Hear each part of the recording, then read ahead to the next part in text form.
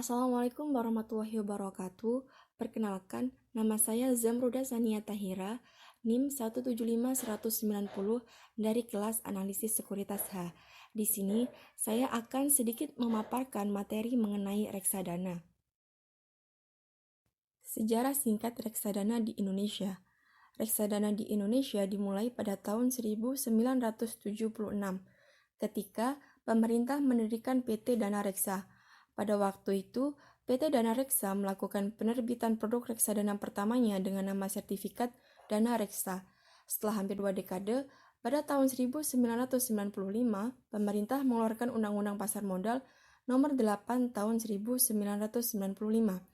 Jika dibandingkan dengan instrumen investasi reksadana di negara-negara lain, reksadana di Indonesia merupakan salah satu alternatif investasi yang masih baru. Begitupun jika dibandingkan dengan instrumen investasi lain seperti efek atau saham. Namun, dalam perkembangannya, reksadana merupakan salah satu instrumen alternatif investasi yang cukup populer di pasar modal Indonesia.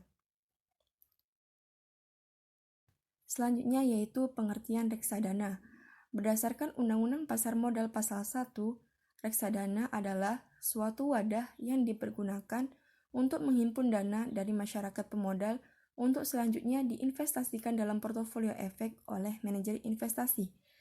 Reksadana juga dapat diartikan sebagai wadah dan pola pengelolaan dana atau modal bagi sekumpulan investor untuk berinvestasi dalam instrumen-instrumen investasi yang tersedia di pasar dengan cara membeli unit penyertaan reksadana. Dana ini kemudian dikelola oleh manajer investasi ke dalam portofolio investasi, baik berupa saham, obligasi, pasar uang, ataupun efek lainnya.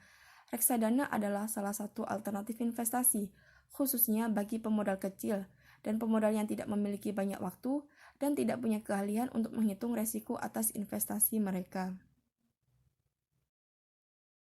Bentuk hukum reksadana.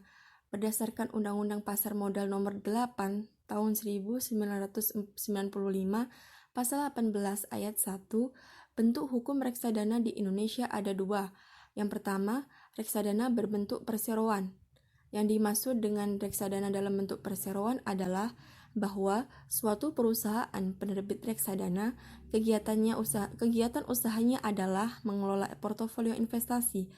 Reksadana berbentuk perseroan ini sebagai penghimpun dana melakukan penjualan saham. Yang kedua, reksadana berbentuk kontrak investasi kolektif atau KIK. Dalam bentuk reksadana kontrak investasi kolektif atau KIK ini, manajer investasi dan bank kustodian membuat kontrak untuk mengikat pemegang unit penyertaan sebagai investor. Unit penyertaan merupakan produk yang dijual oleh manajer investasi dalam menghimpun dana dari para investor. Melalui kontrak ini, manajer investasi diberi wewenang untuk mengelola portofolio efek, dan bank kustodian diberi wewenang untuk melaksanakan penitipan dan administrasi investasi. Terdapat dua jenis reksadana berbentuk perseroan. Yang pertama yaitu reksadana terbuka.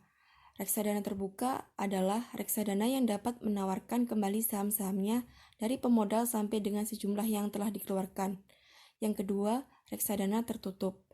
Reksadana tertutup adalah reksadana yang dapat menawarkan saham-saham kepada masyarakat pemodal tetapi tidak dapat membeli kembali saham-saham tersebut. Jenis-jenis reksadana. Jenis-jenis reksadana dilihat berdasarkan portofolio investasinya dibagi menjadi 4. Yang pertama yaitu reksadana saham. Reksadana saham adalah reksadana yang melakukan investasi sekurang-kurangnya 80% dari portofolio yang dikelolanya ke dalam efek bersifat ekuitas atau saham. Yang kedua yaitu reksadana campuran. Reksadana campuran adalah reksadana yang melakukan investasi dalam efek ekuitas dan efek hutang yang perbandingannya tidak termasuk dalam kategori reksadana pendapatan tetap dan reksadana saham. Yang ketiga yaitu reksadana pendapatan tetap. Reksadana pendapatan tetap adalah reksadana yang melakukan investasi sekurang-kurangnya 80% dari portofolio yang dikelolanya ke dalam efek yang bersifat hutang. Yang keempat, reksadana pasar uang. Reksadana pasar uang adalah reksadana yang melakukan investasi 100% pada efek pasar uang, yaitu efek hutang yang berjangka kurang dari 1 tahun. Keuntungan melakukan investasi dalam reksadana. Berikut ini beberapa keuntungannya. Yang pertama, manajemen profesional. Sebuah reksadana dikelola oleh manajer investasi atau fund manager yang sangat ahli di bidangnya. Orang tersebut bekerja secara penuh waktu untuk melakukan penilaian-penilaian terhadap saham-saham yang ada dan mencari peluang terbaik untuk mengembangkan dana yang dikelolanya. Seorang manajer investasi juga memiliki akses riset yang luas dari berbagai analisis yang membantu mereka dalam mengambil keputusan. Yang kedua yaitu diversifikasi portofolio. Jika memiliki dana yang sedikit, kita sulit melakukan diversifikasi karena harga instrumen investasi saham yang mahal. Kita memiliki resiko kehilangan uang jika harga saham yang kita beli tersebut turun. Dengan menggabungkan dana bersama para investor lain, diversifikasi ini dimungkinkan. Meskipun demikian, perlu diingat bahwa diversifikasi ini tidak serta-merta menghilangkan risiko investasi, tetapi hanya menguranginya.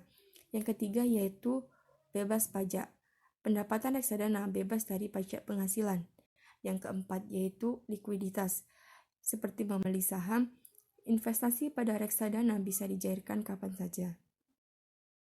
Resiko reksadana, seperti halnya instrumen investasi lainnya, di samping mendatangkan berbagai peluang keuntungan, reksadana pun mengandung berbagai peluang resiko. Resiko yang pertama yaitu berkurangnya nilai unit penyertaan. Resiko ini dipengaruhi oleh turunnya harga dari efek, seperti saham, obligasi, dan surat berharga lainnya yang masuk dalam portofolio reksadana tersebut. Yang kedua yaitu resiko likuiditas. Risiko ini menyangkut kesulitan yang dihadapi oleh manajer investasi jika sebagian besar pemegang unit melakukan penjualan kembali atau redemption atas unit-unit yang dipegangnya. Manajer investasi kesulitan dalam menyediakan uang tunai atas redemption tersebut. Yang ketiga yaitu resiko wan prestasi. Risiko ini merupakan risiko terburuk. Risiko ini dapat timbul ketika perusahaan asuransi yang mengasuransikan kekayaan reksadana tidak segera membayar ganti rugi atau membayar lebih rendah daripada nilai pertanggungan saat terjadi hal-hal yang tidak diinginkan. Sekian penjelasan mengenai reksadana, semoga bisa bermanfaat bagi teman-teman. Kurang lebihnya saya mohon maaf. Wassalamualaikum warahmatullahi wabarakatuh.